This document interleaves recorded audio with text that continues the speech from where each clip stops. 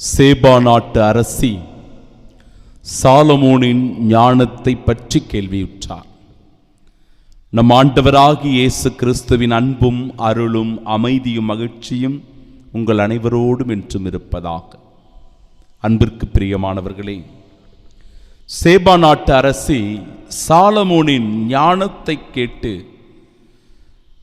அவர் செய்கின்ற செயல்களை பார்த்து வியப்புற்றவராய் அவற்றை பற்றி தெரிந்து கொள்ள அறிந்து கொள்ள வருவதை இன்றைய முதல் வாசகம் சொல்லுகிறது. சேபாவின் அரசி சாலமோனுக்கு இருந்த பல்வகை ஞானம், அவர் கட்டியிருந்த அரண்மனை, அவர் உண்டு வந்த உணவு வகைகள், அவருடைய அலுவலரின் வரிசைகள், பணியாளர்களின் சுறுசுறுப்பு, அவர்களுடைய சீருடை, பானம் பரிமாறுவரின் திறமை, ஆண்டவரின் இல்லத்தில் அவர் செலுத்திய எரிபலிகள் ஆகியவற்றை கண்டு பேற்றற்று போனார் என்று இறைவார்த்தை சொல்கிறது.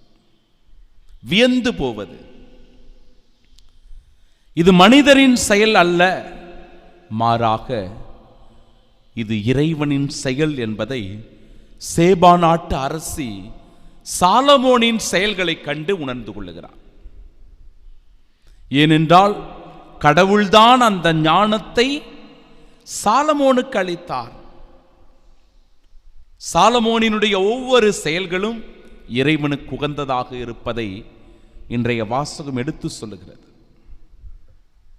அன்பிற்குரியவர்களே, நாமும் நற்செயல்கள் புரிவதின் வழியாக, நன்மைகள் செய்வதின் வழியாக, பிறருக்கு இரக்கம் காட்டுவதின் வழியாக, ஒருவர் மற்றவரை நேசிப்பதின் வழியாக, சமத்துவத்தையும் சகோதரத்துவத்தையும் போற்றுவதின் வழியாக, நம்மிடத்தில் இருப்பதை பிறரோடு பகிர்ந்து கொள்வதின் வழியாக நாமும் கிறிஸ்துவை அறிக்கையிடுகின்றோம். கிறிஸ்துவின் மதிப்பீடுகளை ஒருவர் மற்றவருடைய உள்ளத்தில் நாம் விதைக்கின்றோம். நம்மை பார்க்கிறவர்கள் கிறிஸ்துவின் மதிப்பீடுகளை தாங்கி வாழ்கின்ற உண்மை உள்ள கிறிஸ்தவர்கள் இவர்கள்தான் என்று சொல்லுகிற அளவிற்கு நம்முடைய வாழ்க்கை அமைய வேண்டும். ஏனென்றால் நாம் ஒவ்வொருவருமே கிறிஸ்துவின் சகோதர சகோதரிகள். நாம் ஒவ்வொருவருமே கிறிஸ்துவின் மதிப்பீடுகளின்படி வாழ்கின்ற அவரின் அன்பு பிள்ளைகள். இதை நம் வாழ்வில் உணர்ந்து கொள்ள வேண்டும். அன்பிற்குரியவர்களே, இத்தகைய உணர்வு நிலை நமக்குள் இருக்கிறதா? அப்படி இல்லை என்றால் இன்றைய நற்செய்தியில் சொல்லப்பட்டவாறு மனிதருக்கு உள்ளே இருந்து வருவதே அவர்களை தீட்டுப்படுத்தும் என்று சொல்லுகிற,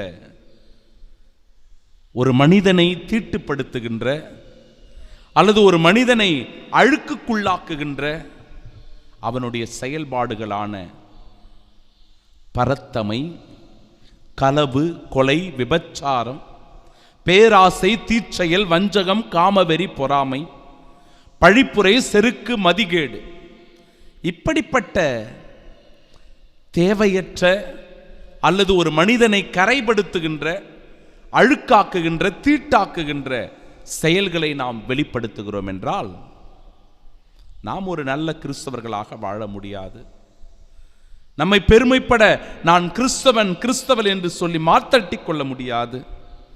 ஏனென்றால் நம்மிடத்தில், நம்முடைய உள்ளத்தில் இருக்கின்ற இப்படிப்பட்ட தீய எண்ணங்களும் தீய சிந்தனைகளும் நம்மை கிறிஸ்தவர்களாக அங்கீகரிப்பதில்லை. பெயரளவில் வேண்டுமானால் நான் கிறிஸ்தவன் என்று சொல்லிக் கொள்ளலாம். பெயரளவில் வேண்டுமானால் நாங்கள் பரம்பரை கிறிஸ்தவர்கள், ஆதி கிறிஸ்தவர்கள் என்று சொல்லி மாத்தட்டி கொள்ளலாம். அதுவல்ல. ஆலயத்திற்கு போவதினாலோ, ஒருவன் கிறிஸ்தவனாக திருமுழுக்கு பெற்றதனாலோ மட்டும் கிறிஸ்தவர்களாக வாழ்ந்து விடுவதில்லை. உங்களுடைய செயல்கள்தான் கிறிஸ்துவை அறிவிக்கின்றன. நம்முடைய பேச்சு சுத்தம்தான் நம்மை யார் என்று இந்த சமூகத்தில் அடையாளம் காட்டுகிறது. நம்முடைய பேச்சும் சொல்லும் செயலும் கிறிஸ்துவை அறிவிக்கின்றனவா என்பதை சிந்தித்தால் நம்முடைய வாழ்க்கை அழகானதாக, அற்புதமானதாக, ஆசிர்வதிக்கப்பட்டதாக இருக்கும் என்பதில் எல்லளவும் ஐயமில்லை. ஆம், அன்பிற்கு பிரியமானவர்களே, இன்றைய நாளினுடைய புனிதரை பார்க்கலாம். புனித கொன்சாலோ கார்சியா 1556 மும்பையில் பிறந்தவர். இந்த இடத்துல தான் அவர் பிறக்கிறார். இந்திய நாட்டில் பிறந்தாலும் கூட ஒரு சேசு சபை குருவானவராக வேண்டும் என்கிற ஆர்வம் அவருக்கு சிறு வயது முதலே இருந்தாலும் கூட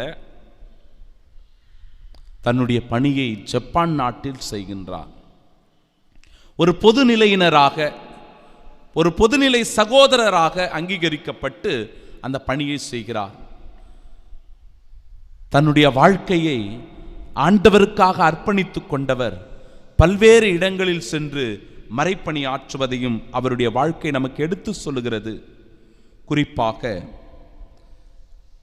பிரியமானவர்களே, அவர் புனிதர் பீட்டர் பப்திஸ்டின் என்பவருக்கு பெரும் உதவியாக இருந்து, அதாவது அப்படிப்பட்டவருக்கு வலதுகரமாக இருந்து இறைப்பணியை துணிவோடு ஆற்றியவராக இருக்கிறார். தொழுநோய் பட்ட மக்களிடத்தில் சென்று அவர்களோடு தங்கியிருந்து அந்த தொழுநோய்களை ஆற்றி மருந்திட்டு அவர்களுடைய வாழ்க்கை மேம்படுவதற்காக உழைத்திருக்கிறார். இப்படிப்பட்ட பல்வேறு பணிகளை சமூக பணிகளாக, இறைப்பணிகளாக தொண்டுள்ளத்தோடு செய்த இவருக்கு கொடுக்கப்பட்ட மரணம் மிகவும் கொடூரமான மரணம். பிரியமானவர்களே, ஜனவரி 3ஆம் தேதி 1597ஆம் ஆண்டு அன்றைக்கு ஏறக்குறைய 26 பேரை அவர்கள் கைது செய்கிறார்கள். கைது செய்து எல்லாருடைய காதுகளையும் அறுத்து எறிகிறார்கள். இந்த ஜப்பான் நாட்டில் மறைப்பணி செய்து கொண்டிருக்கிற இப்படிப்பட்ட எல்லா மறைப்பணியாளர்களையும் கைது செய்து அவர்களுடைய காதுகளை எல்லாம் அறுத்து விடுகிறார்கள். அவர்களை எல்லாம் சிலுவையில் அறைவதற்கான ஆணை பிறப்பிக்கப்படுகிறது. கார்சியா ஆர்வத்தோடு அந்த சிலுவை மரணத்தை தழுவுவதற்காக போனார். அதுதான் அவருடைய சிறப்பாக அந்த மறை சாட்சிய வாழ்விற்கு முன்னுதாரணமாக எடுத்து சொல்லப்படுகிறது. தான் இறக்கப் போகிறோம் என்பதை அறிந்தவராய், அதுவும் சிலுவையில் அறையப்படுகிறோம் என்பதை உணர்ந்தவராய் மிக வேகமாக அந்த சிலுவை அருகில் அவர் சென்றாராம். இது எனக்கான சிலுவையா என்று கேட்கிறார். இது எனக்கான சிலுவையா அப்படின்னு கேட்டாராம். இது இல்லை என்று சொன்னவுடனே அவரை வேறொரு இடத்திற்கு எடுத்து செல்கிறார்கள். அந்த இடத்தில் சென்று அந்த சிலுவையை பார்த்ததும் முழந்தால் படியிட்டு அதை கட்டி அரவணைத்துக் கொண்டு செபித்திருக்கிறார். பிறகு அவரை சிலுவையில் அறைகிறார்கள்.